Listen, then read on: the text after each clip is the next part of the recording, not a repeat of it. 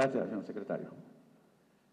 Bueno, yo quisiera hacer una reflexión como presidente de esta comisión especial acerca del objeto para el cual fuimos investidos por la Asamblea Nacional, una vez que el ciudadano presidente de la República, Nicolás Maduro, emitió el decreto sobre la emergencia económica. No hay dudas de que el país sufre una emergencia económica, no hay dudas de que estamos en presencia de una crisis económica que yo catalogaría como la crisis más aguda que ha sufrido la economía venezolana, por lo menos desde el año 1959. En el año 1959, comenzando el periodo constitucional del presidente Rómulo Betancourt, se presentó en Venezuela una salida de capitales impresionante que vació las arcas del Banco Central de Venezuela y obligó al presidente Betancourt en noviembre del año 59, el 2 de noviembre, a dictar un decreto de control de cambios. Ese decreto de control de cambios fue administrado por el Banco Central de Venezuela con el objeto de frenar las salidas de capitales. Y fue luego suprimido el control de cambios en el año 1963, cuando el presidente Betancourt estaba entregando ya la presidencia al próximo presidente Raúl Leónez. Y fue en aquel discurso de 1962 cuando el presidente Betancourt soltó una frase que fue célebre en la época. La frase es: estamos saliendo del túnel de la recesión. Es decir, se había solventado la crisis económica 2 años después. A esa crisis económica vino un largo periodo de estabilidad monetaria en Venezuela que se interrumpió el 18 de febrero de 1983 con el llamado Viernes Negro de la economía venezolana, donde colapsó el sistema cambiario de 4 bolívares 30 por cada dólar, que había durado 20 años hasta ese momento. Esa crisis fue provocada por las salidas masivas de capital, que otra vez, al igual que en el año 1959, vaciaron las arcas del Banco Central de Venezuela. Y esa crisis se prolongó durante un tiempo y el país sufrió una catástrofe desde el punto de vista de la estabilidad monetaria. El país no vino a recuperarse sino a finales de los años 80 y luego otra vez en 1989 se plantea una nueva crisis económica, producto igualmente de las salidas de capital que ocurrieron entre 1987 y 1988, vigente para entonces un régimen de control de cambio. El país en el 89 abandona el régimen cambiario basado en tasas de cambio diferenciales y va a un régimen primero de flotación y luego un régimen de mini devaluaciones que estuvo vigente hasta 1992, cuando 2 intentos de golpe de Estado también contribuyeron a la desestabilización macroeconómica de Venezuela. De allí volvimos a otra crisis, la crisis de 1994, una crisis bancaria que se llevó 3/4 partes del sistema financiero y las torres financieras de Venezuela fueron sacudidas por el terremoto de las salidas de capital, con lo cual quebraron bancos emblemáticos de Venezuela, igualmente provocadas por las salidas de capital de los años previos, es decir, del 93 y comienzo del 94, inaugurándose el doctor Caldera en la presidencia. Esa crisis fue tan grave que afectó estimadamente un 13% del Producto Interno Bruto. Bancos fundamentales quebraron y juicios que hoy quedaron pendientes inclusive. Esto llevó a que en 1994, en el mes de junio, Venezuela estuviera al borde de un proceso hiperinflacionario con una tasa de inflación mensual en ese mes de 13%, lo que avisoraba claramente un proceso de desborde en el aumento de precios. La crisis fue conjurada y Venezuela tuvo un periodo de recuperación. Llega el presidente Chávez en 1998 como presidente, asume en el 99 y se encuentra el presidente Chávez con una crisis incipiente que afortunadamente fue conjurada a comienzos de 1999 porque los precios petroleros comenzaron a recuperarse.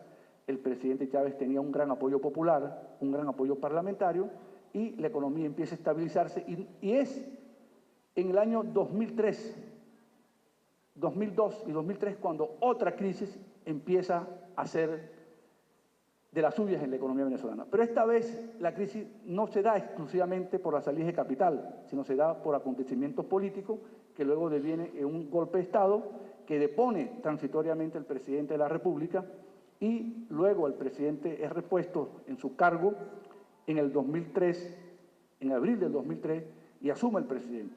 De ahí no tuvimos crisis sustanciales, importantes, bajo el mandato del presidente Chávez. Crisis que valga la pena resaltar, salvo la minicrisis financiera del año 2009 y algunos eventos que se sucedieron, como el de 2008, septiembre de 2008, 8 de septiembre de 2008, cuando las bolsas de valores de los Estados Unidos, encabezada su caída por la quiebra del banco Bear Stearns, que produce un colapso de la bolsa de valores. Ese colapso de la bolsa de valores llevó a que el precio petrolero, que en el mes de junio estaba en $130 por barril, 130 en el mes de junio del año 2008, se derrumbara hasta la vecindad de los $70 por barril en el año 2009, y eso fue un aviso de lo que venía. Y cometimos el error de no aprender la lección de la primera campanada que sonó, de la crisis que evidenció la vulnerabilidad de la economía venezolana en ese año. La economía se recupera con la caída de los precios petroleros, con el auge de los precios petroleros, y hoy estamos de nuevo en una crisis 3, 4 años después de aquella asonada que comenzó con la crisis financiera global y el derrumbe de las bolsas de valores, la quiebra masiva de empresas, el desahucio de los que tenían vivienda, que fueron desalojados en aquella vorágine de quiebras masivas parecida a la gran crisis del año 1929 en los Estados Unidos, el llamado crack financiero de 1929.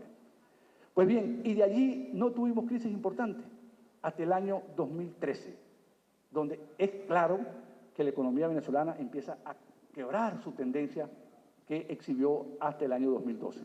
Pero esta crisis del 2013, que comienza en realidad en el 2013, tiene una característica diferente de las anteriores, es que no coincide con una caída del precio petrolero. Porque en el 2013 el precio petrolero fue $110 por barril. Y pasamos 2013 con un precio petrolero extraordinariamente elevado. No, la crisis no fue por el precio petrolero, porque el precio petrolero estaba sobre el umbral de los $100 por barril.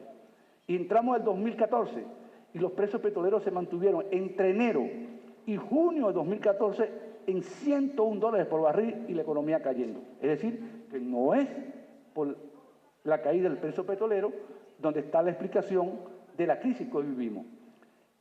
¿Cuál es la contribución de la caída del precio petrolero? A partir de junio y sobre todo de agosto, cuando los precios petroleros empiezan a caer de modo pronunciado, ahí sí hay una incidencia notoria del efecto petrolero sobre la crisis.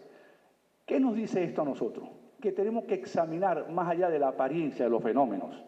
Tenemos que ir un poco más allá, indagar un poco más allá acerca de la fenomenología que causa la crisis que estamos viviendo. No es una crisis causada por el petróleo, es una crisis exacerbada por el petróleo, que es diferente. Y hablando de esto, yo quisiera hacer un comentario final. En el tercer considerando del decreto que el ciudadano presidente emitió a la Asamblea Nacional, se habla de que hay una especie de conspiración internacional para bajar el precio petrolero y afectar la economía venezolana. Lo que ha ocurrido con el petróleo es más o menos lo siguiente. Hay 3 fuerzas concurrentes para determinar la caída del precio del petróleo. En primer lugar, que los Estados Unidos, a través de una técnica que ya se conocía en Venezuela por Petróleos de Venezuela en los años 70, ideada por el ingeniero Arnold Falkenberg, que fue uno de los gerentes de proyectos de PDVSA, que se llama la fractura hidráulica, en inglés llamado el fracking, que es el uso intensivo de la fractura hidráulica en la parte más profunda de la roca donde están los yacimientos para encontrar petróleo más allá de las cuencas ordinarias. Eso ha permitido que los Estados Unidos agreguen más de 1 millón de barriles de petróleo diario en los yacimientos que están en Dakota del Norte y Dakota del Sur en los Estados Unidos. Y, por otra parte, Arabia Saudita ha estado reticente, lo mismo que Rusia y lo mismo que México, para disminuir la producción petrolera.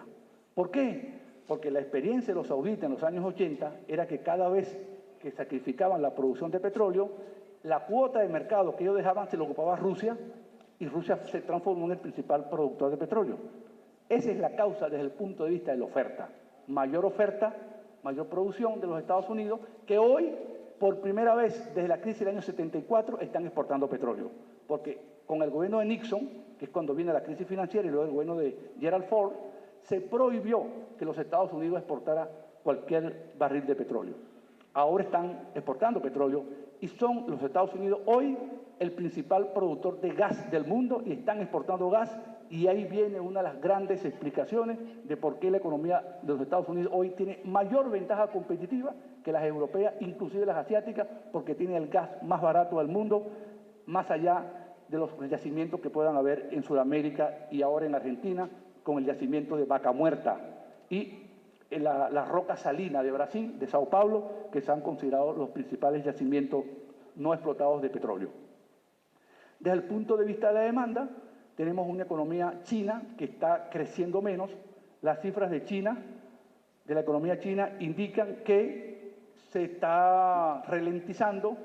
Las cifras que publicaron esta semana muestran que China por primera vez creció a un ritmo menor del 7%, lo que ha hecho que la demanda de petróleo haya disminuido. A ello se agrega el estancamiento de Europa y de otros países asiáticos que están demandando menos petróleo. Y el tercer elemento es la apreciación del dólar. Cuando el euro comenzó, se lanzó el euro e inauguró su cotización en las principales bolsas del mundo, se cotizaba a razón de $1, €1. En un año el dólar se había depreciado 40% y se cotizaba $1.40 por cada euro. Desde el año pasado se invirtieron la relación y ahora se cotiza 1.10 dólar por $1. Es decir, el dólar se ha apreciado 40% y esto ha llevado a que el precio petrolero también disminuya. ¿Por qué disminuye el precio petrolero cuando se aprecia el dólar? Porque los países que necesitan, que no son los Estados Unidos, que tienen euros u otras monedas y necesitan comprar petróleo en dólares, tienen que pasar por el dólar. Entonces, al fortalecerse el dólar, el petróleo se le encarece a esos países. De manera que esos son los tres elementos concurrentes que explican la naturaleza de la crisis petrolera de hoy. Y no es un problema de conspiración, es un problema del final del gran superciclo de las materias primas que hizo que subiera el hierro, el acero, el aluminio, el níquel y el cobre y los demás y otros productos alimenticios. El ciclo se acabó y ahora los países que no ahorraron en las épocas de las vacas gordas están pagando las consecuencias de no haber tenido una cierta disciplina monetaria y fiscal en los momentos de crisis. Arabia Saudita tiene un fondo de $700.000, Kuwait de $800.000 millones, México de $120.000 millones y hasta Colombia, que es un país que se está iniciando en el mercado petrolero, también tiene su fondo de $40.000 millones para aguantar la turbulencia que esta coyuntura petrolera está causando. Concluyo diciendo lo siguiente: estamos en la mejor disposición de ayudar a solventar esta crisis económica que sufre el país, porque esta no es la crisis del gobierno, es la crisis principalmente del ciudadano, del venezolano, que hoy está agobiado por la crisis, que hoy está viendo caer su poder adquisitivo y hoy está sufriendo las consecuencias. Tenemos la mejor disposición a colaborar, a entendernos, a ser partícipe de la solución. Pero para ser partícipe de la solución también necesitamos que nos pongan sobre la mesa ideas factibles de ser instrumentadas y no la reiteración de acciones que lo que han hecho es agravar la crisis, exacerbar la crisis.